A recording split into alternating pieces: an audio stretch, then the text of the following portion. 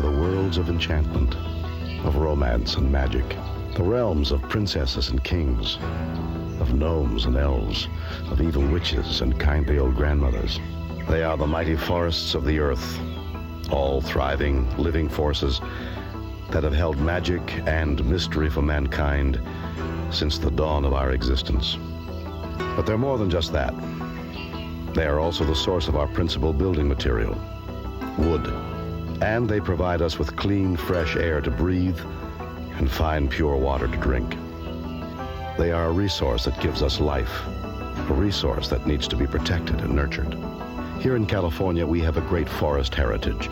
We were the first to establish a state park back in 1865, and the first to establish a state board of forestry. In 1974, our legislature created the Forest Practice Act and some of the toughest logging restrictions in the world. Today, that far-sighted tradition continues, but it was not always this way. There were dark days in our past.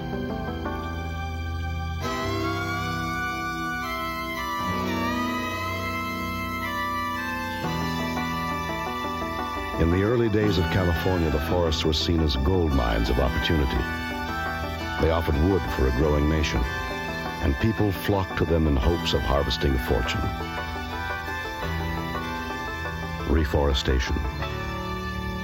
It means to plant trees on land that is or once was a forest, to rejuvenate the land, to rejuvenate the earth. The forests appeared limitless. No matter how much was cut, there was always an endless supply. By the 1850s, however, loggers had stripped thousands of acres. There was little thought for the future. And then the future became today. In those days, we didn't think there wasn't going to be an end to it, you know, and I think people really didn't care. I don't think they really reforested. You know, we fell trees right in the creek, and we, you know, just filled the river as far as that goes. Figure, well, wintertime, here comes the flood, you know, all that garbage is going to be gone anyway. And it was pretty horrible. We thought in those days there's no end to it. We get through here, we'll just move over the next ridge, and we'll log there for, you know, another year or two, and then move over the next ridge. And God, you know, and by the time you're through, you're in Oregon. And, well, it didn't come back that fast. The mistakes of the past continue to haunt us today. The U.S. Department of Agriculture recently released a study showing that this country's vast timber supplies are in danger of disappearing completely if proper forest management practices are not adopted. And certainly we're all aware of the reasons why. Expanding population, acid rain, pollution. But surprisingly, the real problem is that people aren't replanting their lands, not the federal government, not the states or county agencies, but private landowners aren't replanting. People like you and me. The problem in California is we have a diminishing timber base. People are converting. Ranchers, like Dad said, are converting. People are building condos, subdivisions, you know, and you're losing that timber base. You're going to shoot me. Timber is a bad investment. Right now, you have to be big, you have to have a lot of land, you have to be efficient. You really have to be efficient. The profit margin is so small that it's tough to make it. A rancher plants trees, he has to wait 40 to 80 years. That's a long time to wait for any return. In 1978, the California State Legislature understood this economic problem and provided a solution, one that now rests with you, the private landowner in California. If you own between 20 and 5,000 acres of forest land, you can become part of a visionary state program that provides the funds and the expertise to help you reforest your land. That's the key. That's the program that we're talking about here, CFIP, is probably the best thing that has come along for the small landowner yet. We, as the professional forestry community, understand it. We encourage it. Reforestation has never been more important than it is now. And the California Forest Improvement Program, CFIP, makes it possible. Into the highlands of the mind let me go, and bring me men to match my mountains. Those reflect, I think, what our state is all about. I think about the men and women back in the 20s that planned for our state, that began to envision the highways, the water systems, the whole set of infrastructure that we all take for granted now. They were very far-sighted individuals. They were not just planning and building for today or for tomorrow, but they were looking years ahead for their great-grandchildren. And I don't see as much of that long-term perspective today in government, where that's missing. All we're concerned about today, for the most part, seems to be just getting by for here and now. And we've got to take more of that long-range view and plan for future generations. And this CFIP program fits right into that, in my opinion. CFIP works because its funds come not from the taxpayers, but from the revenues generated by the sale of timber from the state forests. This enables CFIP to cost share with you when your forest improvement plan is approved. And this is not a loan. There's no interest. Nothing to pay back. I think CFIP is critical in supplying or providing an incentive to a lot of landowners who ordinarily wouldn't have the financial ability or even the motivation, perhaps, to get involved in reforestation. CFIP is targeted at private landowners because we are the only ones who can make the difference. And we need to reforest 800,000 acres in the next 10 years. With CFIP providing the solution, we can act now, today, before it's too late. Saving the future? It may sound like a lofty idea, but CFIP really can make a difference. It already has. For many CFIP participants like myself, it began with having this dream of our own sylvan forest. The reality is a lot of hard work, but certainly that initial dream has provided us with an experience more meaningful than we could ever have imagined. I know it's true for me, and I know that it's true for Virginia McKinley.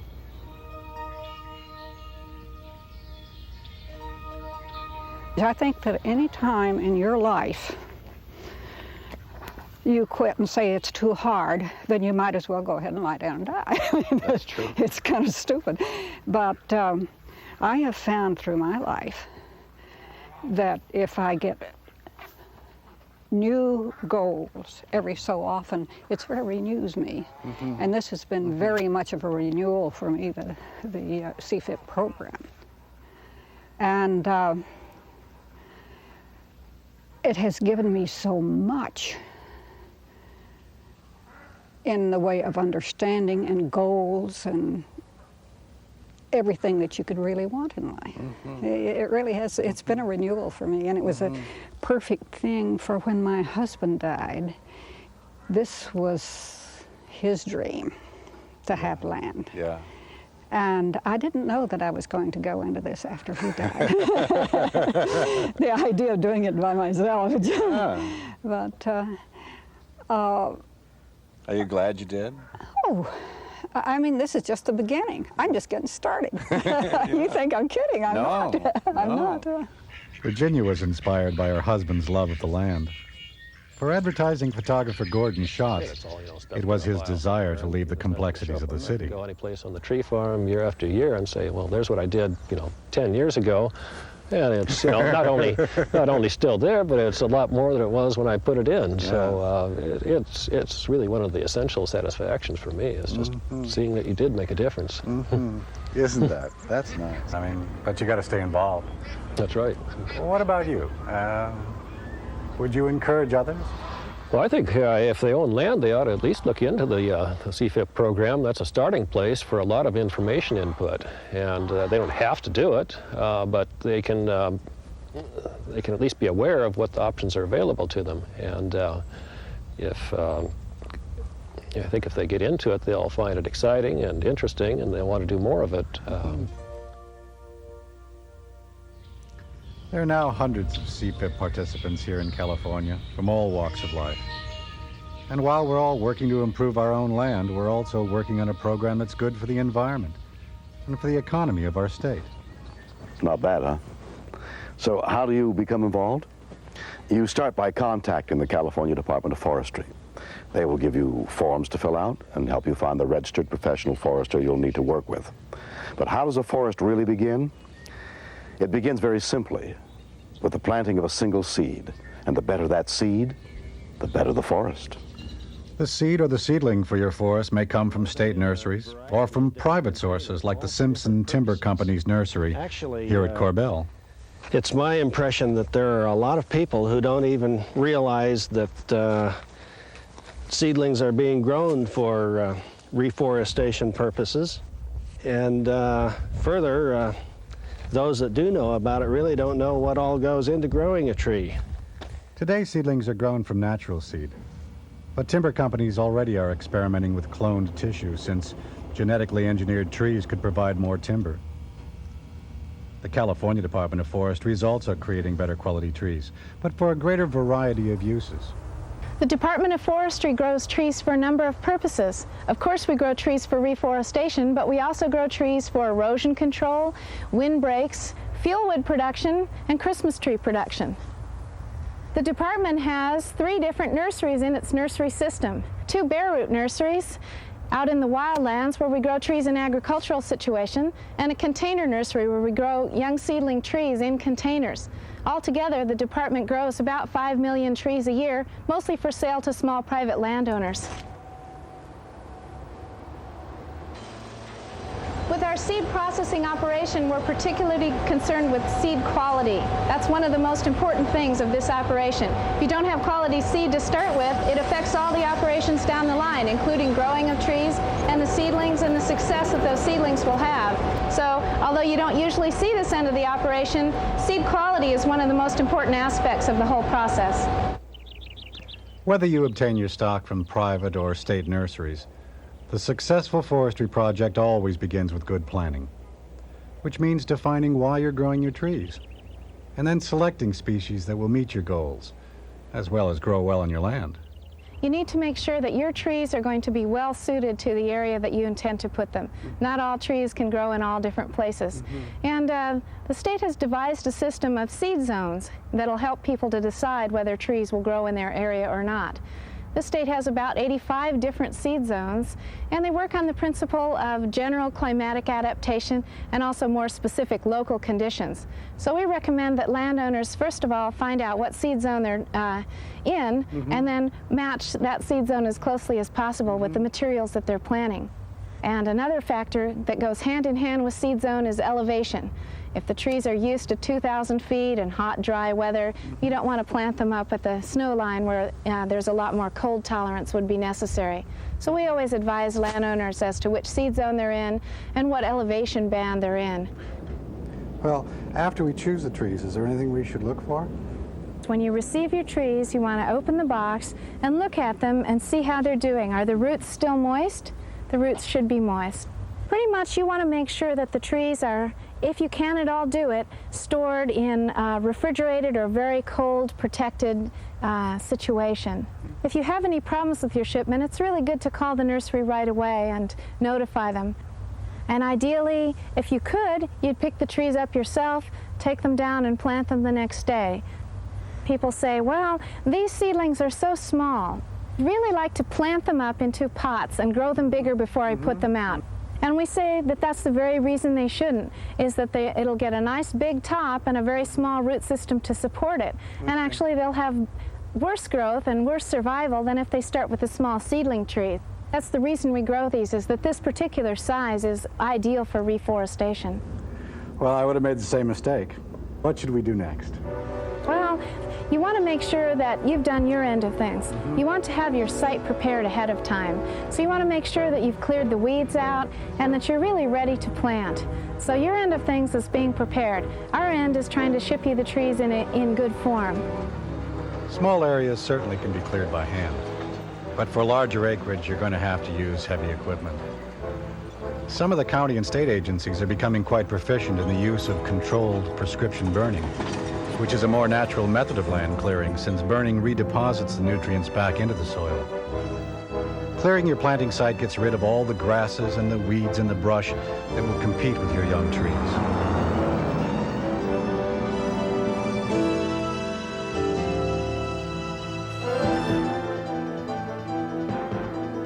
most of what's burning, and the reason it is burning is that it's very old brush.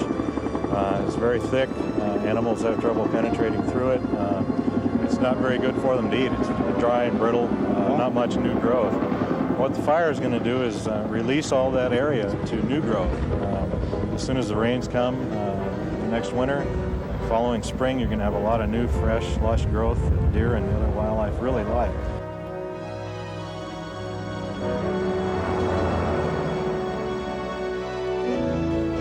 Site preparation is the beginning of renewal for your land, for your forest, and for the wildlife in your area. When your trees arrive, it's best to plant them as soon as you possibly can. It would be wonderful to plant on a rainy day when the heat and the wind can't hurt your young seedlings. Because after all, your tree's roots can dry out and die in as little as 30 seconds. So find out what your site's planting season is, and then be ready. Let's get the equipment unloaded and organized. Let's put the trees over here in the shade. It's real important with trees to keep them in the shade so they don't dry out and heat doesn't build up. Yeah, the trees still feel nice and moist, so we'll keep them covered until we're actually ready to deal with them. You need the right tools for the planting job, planting bar. One of the most typical tools is probably this hodad. You can use something as simple as a shovel or something as complicated as an auger.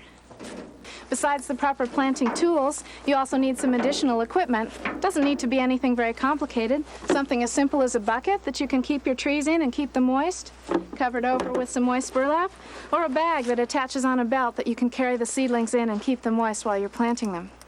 There are two basic types of seedlings, bare root and container. Here's a bare root seedling. It's been grown in the ground, and as it's lifted out of the ground to be prepared for planting, all the soil comes off the roots, bare root. The other main type of seedling is a containerized seedling. It's actually grown in a container, a tube, and has soil still around the roots to protect them. With this type of seedling, it's very important to break up the roots a little bit so that they'll fan out in a natural shape in the ground rather than being concentrated in one area. The first step in planting is actually to clear down to bare mineral soil. Many of the leaves and weeds that are on the surface of the soil can get into the hole and actually decompose and leave an airspace there that can kill the roots that are there. So we'd like to clear that stuff away. The second step is making a suitable hole. You want to make sure that the hole is deep enough so that the roots can be straight up and down in the hole. When roots are in a J-shaped form or L or bent in any way, then you end up with a root that isn't able to absorb water and nutrients appropriately. This plant will become weak and often die. When the hole is dug, you quickly take a seedling out of your bag or bucket and whip it into the hole. Double check to make sure that the roots are straight down and not bent. That's particularly important with bare root seedlings. A good tip is to hold the seedling right at the level that you want to plant it. That way it's stabilized while you're planting so it isn't too deep or too shallow. While you're holding the seedling there, very quickly with your hands, take some dirt, put it into the hole, and tamp it firmly down around. Okay, but delicately. Again, these are the live roots that you're concerned about. Continue filling and tamping and filling and tamping until you've got a hole that's filled in even with the surface of the soil. I've planted trees for many years, and it's certainly gratifying to come back in a year, 5 years, 10 years, 20 years, 25 years, and see the results of what you've done in the past. Our work doesn't end with planting. We need to check up on our seedlings to make certain they're protected from damage by animals and insects and disease. But planting is the most rewarding part of the process. One has only to watch the faces of those who have planted trees.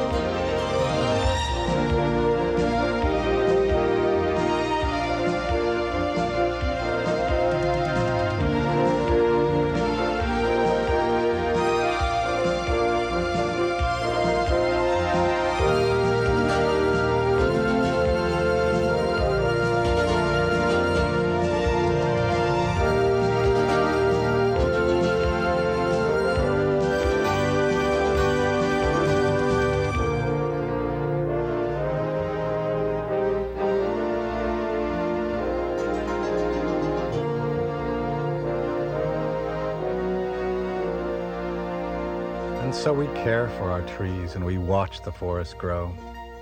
And we see the deer come down at twilight and hear the songbirds on the morning wind. What then? Why, the woodcutters come in and cut it all down. Don't they?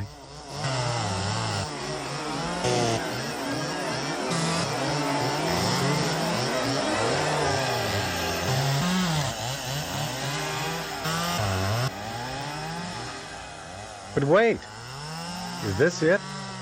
Is this all there is? How can we explain this? Logging is not a beautification process out here. We all know that. And it is a problem. It's very difficult to teach people that it's not a destruction, it's a change. People don't like change. Perfectly normal. Is that what this is? Not a destruction, but simply a change?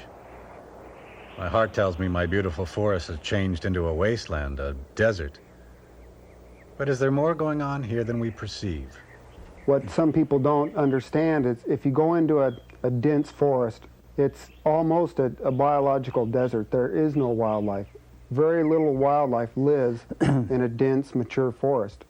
There's not enough food close to the ground. So when you harvest, you have everything comes back, the brush and conifers, and it's right there on the ground where the deer and the elk and the bears, everybody can get there and have something to eat. When we harvest the trees, everything comes back. That concept has been the most difficult for me to understand. If we leave the forest absolutely alone, as in the Bambi culture, eventually we're going to lose all our wildlife. I would like the opportunity to help people manage their forests not only for timber production, but also at the same time to enhance wildlife habitat. Timber management that favors wildlife management utilizes small areas and creates diversity across the landscape as well as vertically in the stand of trees, so that you have layers of vegetation at different levels above the ground, as well as different types of different ages of plant communities across the landscape. The object is diversity. Diversity. Good land management that allows for both timber and wildlife habitat. That's what CFIP demands. A balance between both. Wildlife seems to get in the way a lot of times of progress. Most of the time, they look at wildlife biologists or the wildlife field as being an adversarial thing. You know, the wildlife biologist says, no, you can't do that. But we know that wildlife management fits in with a lot of other management strategies, and not necessarily does it have to be an impediment to reaching a goal, whether it be development or not. It just, we need to communicate, educate, and work together on a common goal. Working together. While they may have different perspectives on the forest, Carlton Yee and Tim McKay understand this need to work together towards a common goal. Logging, especially in clear cutting, is temporarily unsightly. However, what I see is that these lands have been zoned by state zoning for timber production. In fact, they're called timber production zones. And like a piece of farmland, I expect it to periodically be harvested and producing timber. Well, I think just that environmental health is one of the least renewable of our resources, and that the CFIP program is one of the few state programs that really encourages people to develop a land ethic and be concerned about the future. I think we do have to develop a land ethic which provides for environmental health while harvesting our forest. That's the goal of CFIP. That's proper land management. This can create forests for multiple use, like Arcata Redwood Park, where foresters have been doing just that for years. We cut about 1.5 million feet per year, board feet of timber, and sell that to generate money for the city's recreational program. The logging actually sustains the park and even provides income to the city of Arcata. Your professional forester can design similar benefits so that while your trees are growing, your land can be used for hunting and fishing and backpacking and horseback riding, benefits that come to you immediately. And always, these are your trees. You own them. You never relinquish control over them. But when it does come time to harvest, remember, America right now has a real problem with having enough jobs for people. We have so, not just in our area, but all over the United States. We have a great need for jobs at this time.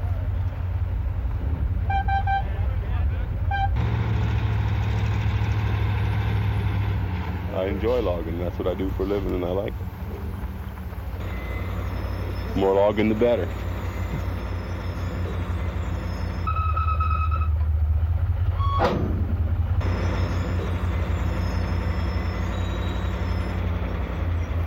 We need more trees, make more logging for the future. Jobs. You bet. They're always growing.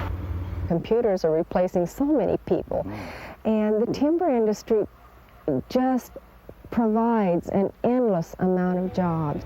I wish I could count how many jobs it provides, from just cutting the tree to yarding and loading the tree, loading it on a truck, taking it to the mill, giving the mill worker a job, and from there it goes to a carpenter, it goes to a pulp mill to produce paper, for books, for paper napkins, for paper towels, for all those. There are so many people who are involved that all of those different things come from cutting the tree.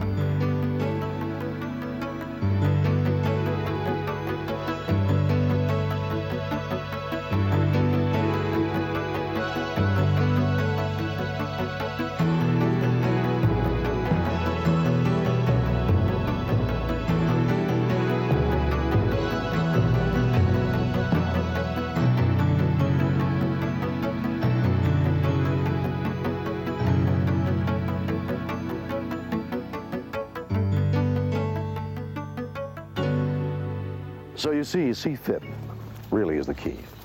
It doesn't matter whether you live in the city or in the country, whether you're an environmentalist or a lumberman, Democrat or Republican. Reforestation provides for both wildlife and timber, and CFIP gives you the opportunity and the funds to accomplish this. $1,000 to invest in. It's a program that economists and tax experts agree makes sound money sense. Where these assistance programs, like we're talking about here, the CalFIP program, can fit in. They're encouraging the planting. They're helping to support the planting of timber trees that will benefit people in California 100 years from now.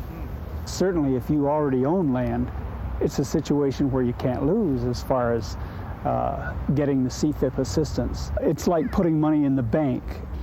Well, I think one of the nice benefits about the program is you're not only returning land to its natural habitat, improving the habitat for wildlife, but you're creating something that's very physically pleasing to be around. And when you combine all of that to the fact that you're creating long-term value in the fir trees and the fiber products, it's a very, very interesting investment that you can enjoy as time goes on. CFIP. It benefits your land, the state, and our planet by the environmental improvement and the wood that it provides. But it always comes back to people, bringing to the program different goals and dreams. Our families, my wife and myself, both are people of the soil, and this is important to us to have something to pass on to our grandchildren.